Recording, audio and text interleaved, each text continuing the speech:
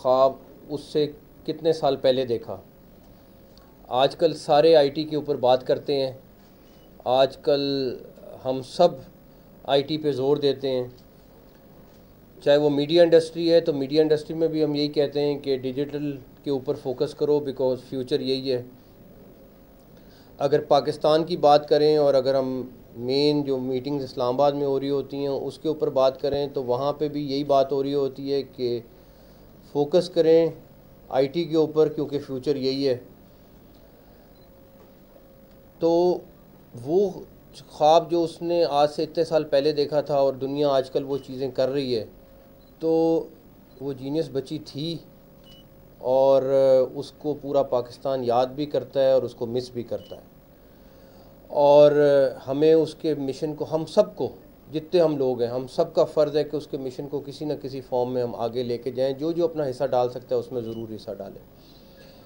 और पाकिस्तान का फ्यूचर भी इसी में है कि हम जितना कर सकते हैं हम अपने आप को आईटी सेक्टर के साथ लिंक करें, चाहे वो गवर्नमेंट है, चाहे वो प्राइवेट सेक्टर है, चाहे वो स्टूडेंट्स हैं।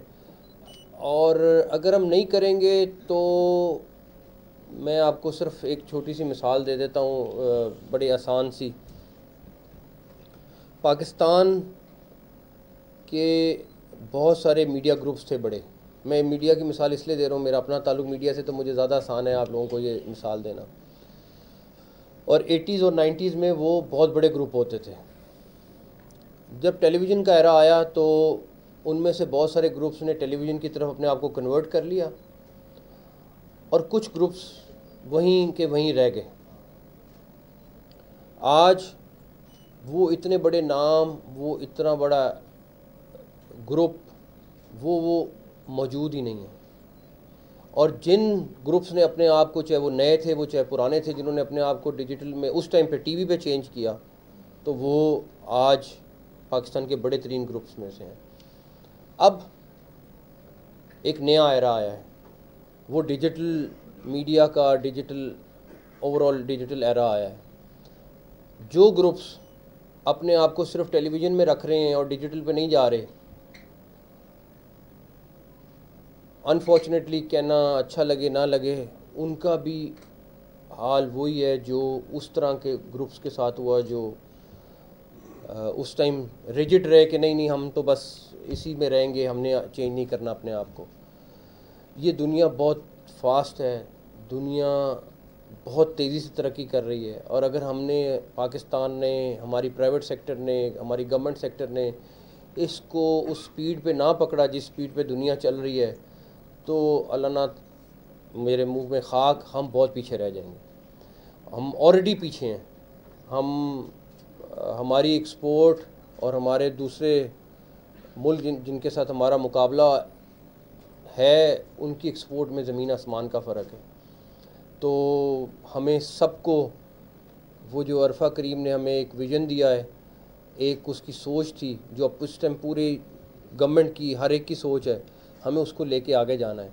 किस तरीके से जाना है, हर बंदे ने अपना अपना सोचना है कि मैं अपने आप को डिजिटली कैसे लिंक कर सकता हूँ, प्राइवेट कंपनीज़ ने कैसे लिंक करना है, गवर्नमेंट ऑलरेडी।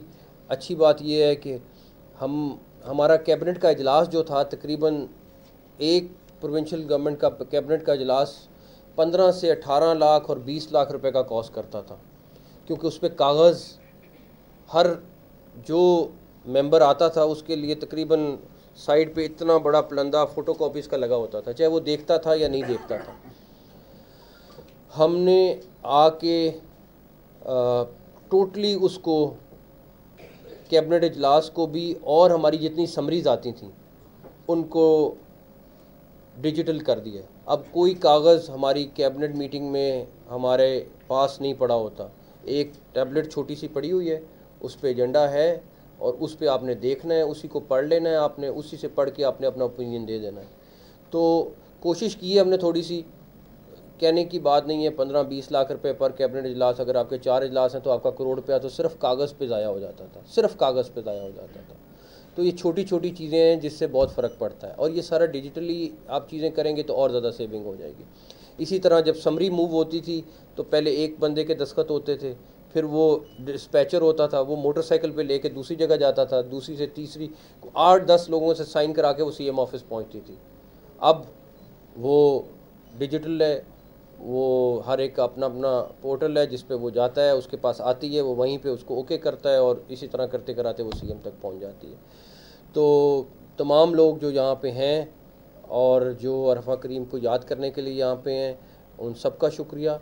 और हम सब के लिए आज फ़ख्र की बात है, कुछ लोगों को आप फ़ख्र से याद करते हैं, तो अरफा करीम वो बच्ची है जिसको हम फ़ख्र से याद करते हैं। अल्लाह ताला उनकी फ़ैमिली को, उनके तमाम रिश्तेदारों को, तमाम लोगों को हिम्मत अता करे कि उसके मिशन को आगे लेके चलें।